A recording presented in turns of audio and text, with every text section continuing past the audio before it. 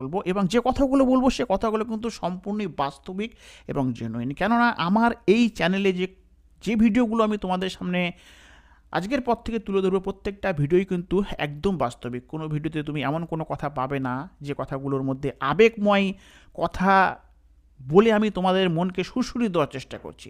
ইউটিউবে অনেকেই এক্সব্যাক সম্পর্কিত ভিডিও তৈরি করে, বাট বেশিরভাগ ক্ষেত্রেই লক্ষ্য করে দেখবে তোমাদের ভেতরের আবেগকে সুরসুরি দিয়ে মনের মধ্যে একটা আশা সৃষ্টি করে যে তোমার গার্লফ্রেন্ড ফিরে আসবে, কিন্তু অনেক ক্ষেত্রে তা হয় না। আর তোমরাও ধরো দুঃখের সাগরে ভেসে থাকো, সেই আবেগময় সুরসুরিওয়ালা ভিডিও দেখে মনের মাঝে এক বিন্দু আশার সৃষ্টি করো।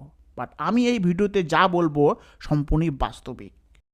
তো বন্ধুরা, আমাদের ভালোবাসার মানুষগুলো যখন আমাদেরকে প্রচণ্ড ভালোবাসে এবং ভালোবাসাকালীন আমাদেরকে হাতের পর হাত রেখে প্রতিশ্রুতি দেয় যে জীবনের কঠিনতম সময়ে আমি তোমাকে ছেড়ে যাব না, তোমাকে প্রচণ্ড ভালোবাসবো, যতই কঠিনতম সময় আসুক না কেন সেই কঠিনতম সময়েও আমি তোমার হাতটিকে শক্ত করে ধরে রাখবো, তারপরেও লক্ষ্য করে দেখবে অনেক মেয়েরা কিন্তু পরিস্থিতির চাপে পড়ে বা ইচ্ছাকৃতভাবেই কিন্তু আমাদেরকে ছেড়ে চলে যায়, আমাদের অর্থে ছেলেদেরকে। এবং এই চলে যাওয়ার ফলে কিন্তু আমাদের মনে একটা কষ্টের সৃষ্টি হয় যে মানুষটি আমাদেরকে এত প্রতিশ্রুতি দিয়েছিল, যে মানুষটি আমাদেরকে এতটা স্বপ্ন দেখিয়েছিল, সে মানুষটি আমাকে এতটা অসহায় করে দিয়ে চলে গেল। এই জন্যই কিন্তু আমরা অনেকেই ভেবে থাকি যে মেয়েরা সত্যিকারের অর্থে ছেলেদেরকে ভালোবাসতেই পারে না।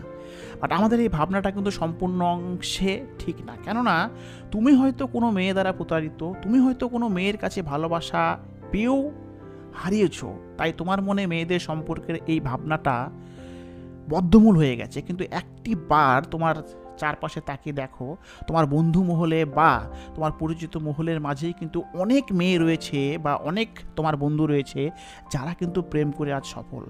তারা যাকে ভালোবেসেছে সেই ভালোবাসার মানুষটি, সেই মেয়েটিকে হয়তো কখনোই পরিবার থেকে তার ভালোবাসার মানুষটিকে মেনে নিতে দেয়নি।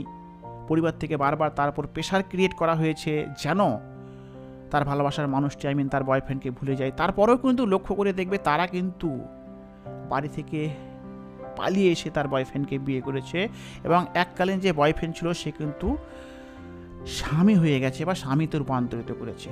তো আমার কথা হচ্ছে, তুমি বা তোমরা যদি কেউ প্রতারিত হয়ে থাকো কোনো মেয়ের দ্বারা বা ধোঁকা পেয়ে থাকো, তাহলে পৃথিবীর সব মেয়েকে এমনটা ভেবো না যে সবাই একরকম।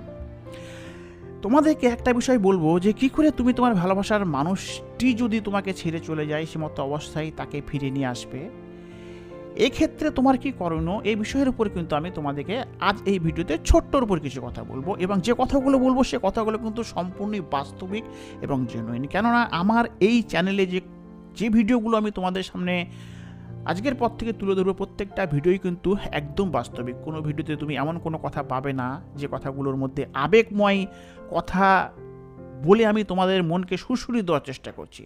ইউটিউবে অনেকেই এক্সব্যাক সম্পর্কিত ভিডিও তৈরি করে, বাট বেশিরভাগ ক্ষেত্রেই লক্ষ্য করে দেখবে তোমাদের ভেতরের আবেগকে সুরসুরি দিয়ে মনের মধ্যে একটা আশা সৃষ্টি করে যে তোমার গার্লফ্রেন্ড ফিরে আসবে, কিন্তু অনেক ক্ষেত্রে তা হয় না। আর তোমরাও ধরো দুঃখের সাগরে ভেসে থাকো, সেই আবেগময় সুরসুরিওয়ালা ভিডিও দেখে মনের মাঝে এক বিন্দু আশার সৃষ্টি করো। বাট আমি এই ভিডিওতে যা বলবো সম্পূর্ণই বাস্তবিক। কথা হচ্ছে, তোমার গার্লফ্রেন্ড তোমাকে ছেড়ে চলে গেছে, যে কোনো কারণেই চলে যাক না কেন, এখানে আমি একটি কারণ আজকে তুলে ধরবো। কোনো তোমার দোষ নেই, তোমার তরফ থেকে তুমি তাকে প্রচণ্ড ভালোবেসেছো, সেও তোমাকে ভালোবেসেছে, তার ভালোবাসার ফলেই তোমার মনের মাঝে তাকে নিয়ে পাহাড় সমান স্বপ্নের সৃষ্টি হয়েছে, যে জন্যই কিন্তু তুমি তাকে নিয়ে আগামী ভবিষ্যতে সংসার গড়ার স্বপ্ন দেখছো। তারপরও সে মানুষটা একটা সময় তোমাকে বেব্যাপার মতো একাকী ফেলেও অসহায়ত্বের যন্ত্রণার স্বীকার করে চলে গিয়েছে। এবার কথা হচ্ছে, কেন সে চলে গেল? যখন তুমি তার প্রশ্নের উত্তর খুঁজতে যাও কিছুই খুঁজে পাও না। কেন তুমি ভেবে পাও না যে তার চলে যাওয়ার পেছনে কী কারণ আছে? অনেক সময় দেখা যায় যে কোনো যুক্তিহীন কারণ ছাড়াই কিন্তু তারা আমাদেরকে ছেড়ে চলে যায় এবং আমরা কিন্তু অসহায় হয়ে পড়ি, কান্নাকাটি করি, খাওয়া দাওয়া ছেড়ে দেই, এমনকি অনেকে মৃত্যুর পথও বেছে নেই। কিন্তু এইসবের ফলে কিন্তু সে মানুষটি ফিরে আসে না। তারপর তো আজকাল ইউটিউবে নো কন্ট্যাক্ট রুলসের বিধান দেওয়া হয়ে থাকে।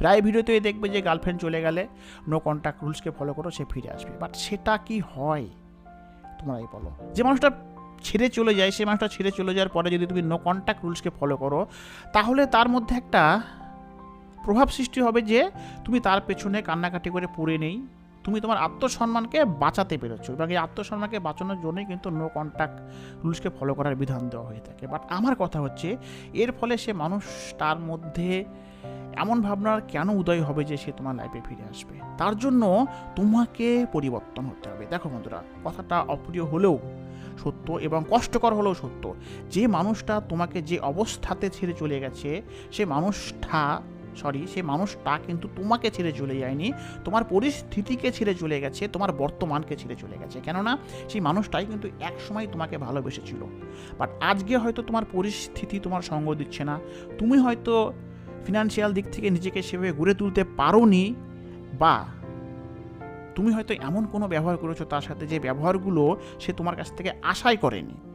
তুমি প্রথমত তাকে যে সুন্দর ব্যবহার দেখে তার লাইফে এসেছিলে, সময়ের সঙ্গে সঙ্গে তোমার ব্যবহারের মধ্যে পরিবর্তন এসছে, যার ফলে সে অবাক হয়ে গেছে যে এই মানুষটা আমাকে এত ভালোবেসেছিল, এত মিষ্টি কথা বলেছিল, আজ সে মানুষটা আমাকে সেরকম ভালোবাসে না, সেরকম মিষ্টি কথা বলে না। কেননা আমরা ছেলেরা কিন্তু কাউকে ইমপ্রেস করার প্রথম দিকে যেভাবে ব্যবহার করি, ইমপ্রেস হয়ে যাওয়ার পরে কিন্তু আমরা নিজেদেরকে পাল্টিয়ে ফেলি, বা আমাদের ফিনান্সিয়াল কন্ডিশন প্রথম দিকে যেমন থাকে, যখন কাউকে আমরা ইমপ্রেস করি, সে মতো অবস্থায় মেয়েটা ভাবতেই পারে যে পরবর্তীতে হয়তো আমার বয়ফ্রেন্ড নিজেকে ঠিকঠাকভাবে ফিনান্সিয়াল দিক থেকে ভালোভাবে গড়ে তুলতে পারবে, বাট আমরা কিন্তু পারি না। তাই আমি তোমাদেরকে বলবো, তুমি তোমার বর্তমানকে পরিবর্তন করো, তুমি ফিনান্সিয়াল দিক থেকে নিজেকে স্ট্রং করো, এবং তোমার ব্যবহারের মধ্যে যদি খারাপ দেখিয়ে থাকো, সেই ব্যবহারগুলোকে ঠিক করার চেষ্টা করো। দেখবে সময়ের সঙ্গে সে মানুষটা যখন অনুধাবন করবে, তখনই কিন্তু সে তোমাদের লাইফে ফিরে আসবে।